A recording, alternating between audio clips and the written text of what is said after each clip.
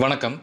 இந்த வீடியோவில் நம்ம வந்து Creo சாஃப்ட்வேர் ஸ்டூடெண்ட் வெர்ஷன் எப்படி டவுன்லோட் பண்ணுறது, அது எங்கே கிடைக்கும் அப்படிங்கிறத பற்றி பார்க்க போகிறோம். நான் கூகுளில் போயிட்டு Creo ஸ்டூடெண்ட் வெர்ஷன் அப்படின்னு ஜஸ்ட் என்டர் பண்ணுறேன். நம்மளுக்கு ஃபஸ்ட்டு வரக்கூடிய லிங்கே வந்துட்டு PTC.com ஃப்ரீ சாஃப்ட்வேர் அப்படிங்கிற லிங்க் தான் வந்திருக்கு. ஸோ நான் வந்து ஜஸ்ட் இதை கிளிக் பண்ணி உள்ளே என்ட்ரு ஆகிறேன்.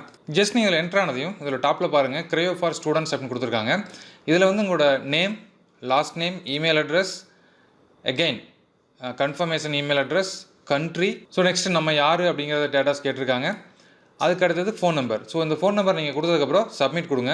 ஸோ ஜஸ்ட் நீங்கள் சப்மிட் கொடுத்ததையும் உங்களுக்கு பாருங்கள், thank you for your interesting in Creo university student edition to install Creo 6.0 using the install Creo 6.0 now button.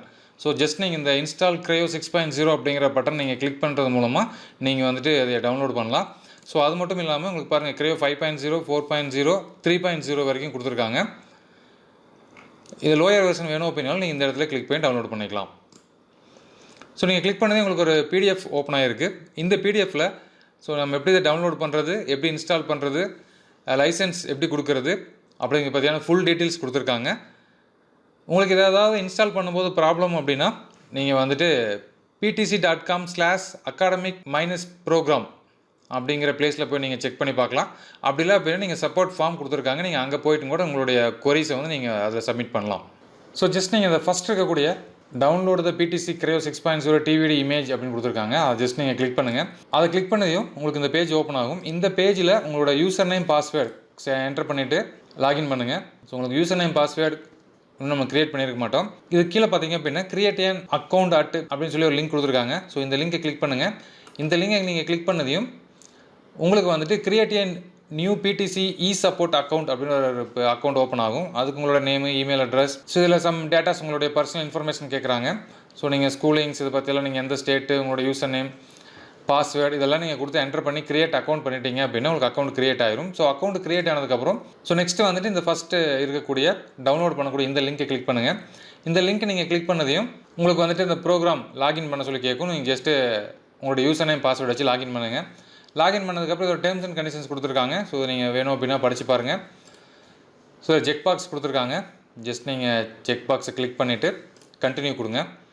Continue கொடுத்ததுக்கப்புறம் ஸோ இங்கே வந்து பாருங்கள், இங்கே நம்மளுக்கு வந்துட்டு எந்த வெர்ஷன் வேணும் நம்ம டவுன்லோட் பண்ணுறதுக்கு அப்படின்னு கொடுத்துருக்காங்க.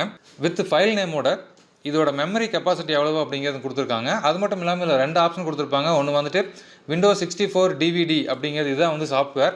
ஹெல்ப் சென்டரும் கொடுத்துருக்காங்க. அந்த ஹெல்ப் சென்டர் அப்படிங்கிறது 1.7 GB இருக்குது.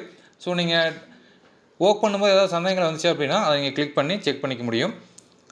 ஸோ இந்த லிங்க்கில் நம்மளுக்கு அவைலபிளான நிறைய சாஃப்ட்வேர்ஸ் கொடுத்துருக்காங்க. For example Creo 7.0, 6.0, 5.0, 4.0, 3.0.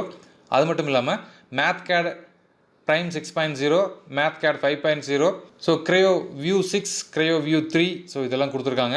ஸோ உங்களுக்கு எது வேணும் அப்படின்னாலும் நீங்கள் ஜஸ்ட்டு கிளிக் பண்ணி டவுன்லோட் பண்ணிக்கலாம். ஸோ நம்ம இப்போ வந்துட்டு Creo 7.0 மட்டும் நான் கிளிக் பண்ணி டவுன்லோட் பண்ணுறேன். ஸோ நான் வந்து டேரெக்டாக டவுன்லோட் மேனேஜர் கிளிக் பண்ணி எனக்கு டவுன்லோட் ஆகலை. So maybe some technical issue. So நான் டேரெக்டாக வந்துட்டு HTTPS அப்படிங்கிற இந்த லிங்க்கை நான் கிளிக் பண்ணுறேன். இதை கிளிக் பண்ணது எனக்கு டவுன்லோட் ஆகுது.